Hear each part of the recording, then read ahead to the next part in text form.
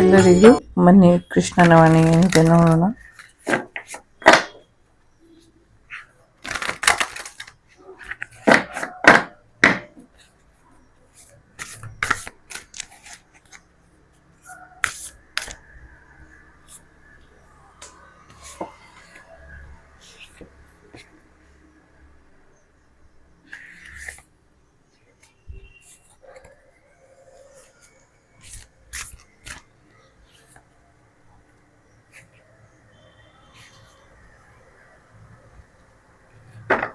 So bottom of the deck, ದೇವಸ್ಥಾನಕ್ಕೆ ಕಮಲದ ಹಾರ ಅಥವಾ ತುಳಸಿ ಹಾರನ ಕೊಟ್ಬಿಡ್ಬೇಡಿ, ನಿಮ್ಮ ಆಸೆ ಬಯಕೆಗಳು ಈಡೇರುತ್ತೆ ಅನ್ನುವಂಥದ್ದು ಇದೆ.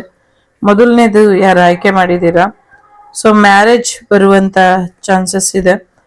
ಸೊ ಮದುವೆ ಆಗ್ತೀರಾ, ಮದುವೆಗೆ ಇದ್ದಂಥ ಭಯಗಳು ದೂರ ಆಗತ್ತೆ ಅನ್ನುವಂಥದ್ದು ಇದೆ.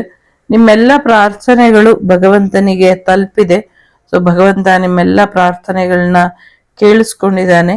ಜೊತೆಗೆ ಪ್ರಯಾಣದ ಬಗ್ಗೆ ಭಯ ಬೇಡ ಅನ್ನುವಂಥದ್ದು ಇದೆ. ನೀವು ಸ್ವಲ್ಪ ಬುದ್ಧಿವಂತಿಕೆಯಿಂದ ಇದ್ದಿದ್ದೆ ಆದ್ರೆ ನಿಮ್ಗೆ ಯಶಸ್ಸು ಕೂಡ ಬರುತ್ತೆ, ಮ್ಯಾರೇಜ್ ಕೂಡ ಆಗತ್ತೆ, ನಿಮ್ಮ ಶತ್ರು ಕೂಡ ನಾಶ ಆಗ್ತಾರೆ, ನಿಮ್ಮ ಪ್ರಾರ್ಥನೆಗಳೆಲ್ಲವೂ ಕೂಡ ಈಡೇರುತ್ತೆ. ಸೊ ಒಳ್ಳೇದಾಗ್ಲಿ. ವಿದ್ಯಾರ್ಥಿಗಳು ಓದಿನ ಕಡೆ ಗಮನನ ಕೊಡಿ. ಸ್ಟಕ್ ಎನರ್ಜಿ ಇದೆ. ಎರಡನೇದು ಯಾರು ಆಯ್ಕೆ ಮಾಡಿದ್ದೀರಾ, ನಿಮ್ಮ ಸ್ನೇಹಿತರು, ಸಮಥಿಂಗ್ ನಿಮ್ಮ ಫ್ರೆಂಡ್ ಅಥವಾ ಯಾರಾದರೂ ನಿಮಗೆ ಸಹಾಯ ಕೇಳ್ಕೊಂಡು ಬರ್ಬೋದು, ಅವರಿಗೆ ಸಹಾಯ ಮಾಡಿ ಅನ್ನುವಂಥದ್ದು ಇದೆ.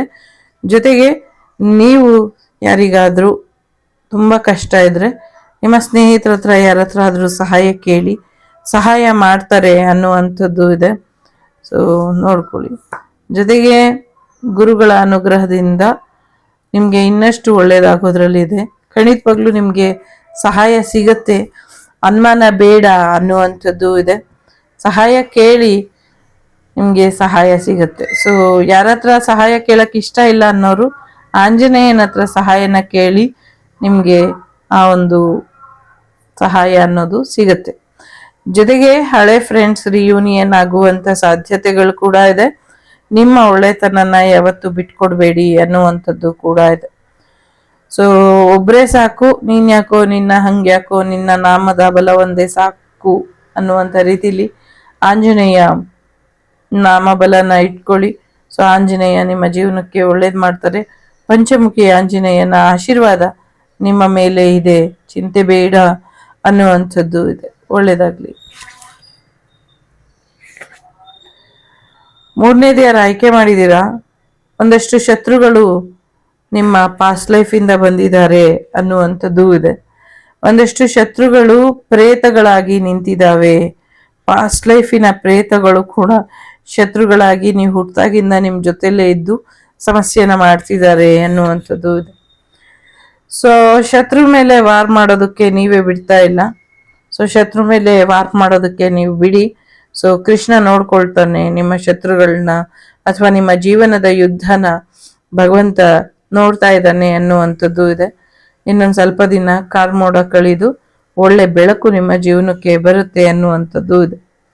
ಒಂದಷ್ಟು ಆರೋಗ್ಯದಲ್ಲಿ ತೀವ್ರತರನಾದ ಸಮಸ್ಯೆಗಳು ಎದುರಾಗಿದೆ. ಸೊ ಅದನ್ನ ಸರಿಯಾದ ರೀತಿಯಲ್ಲಿ ನಿವಾರಣೆ ಮಾಡ್ಕೊಳ್ಳಿ. ಗಂಗಾ ಮಾತೆನ ಆಶೀರ್ವಾದ ಪಡ್ಕೊಳ್ಳಿ, ಇದರಿಂದ ಒಳ್ಳೇದಾಗತ್ತೆ. ಜೊತೆಗೆ ಒಂದಷ್ಟು ಪೂರ್ವಜರಿಗೂ ಕೂಡ ಮುಕ್ತಿ ಸಿಗುತ್ತೆ ಅನ್ನುವಂಥದ್ದು ಕೂಡ ಇದೆ.